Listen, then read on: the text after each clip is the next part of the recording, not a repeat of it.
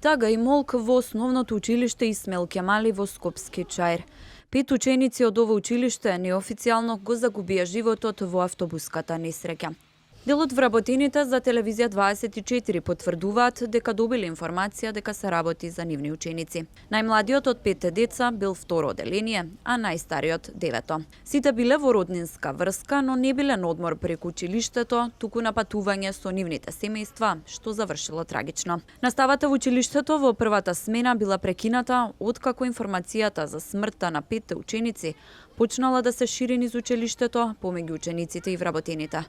Зад камерите во солзи ни раскажа дека тагата и загубата е преголема, а нивните соученици не можеле да се помират со фактот дека повеќе ги нема нивните другарчиња.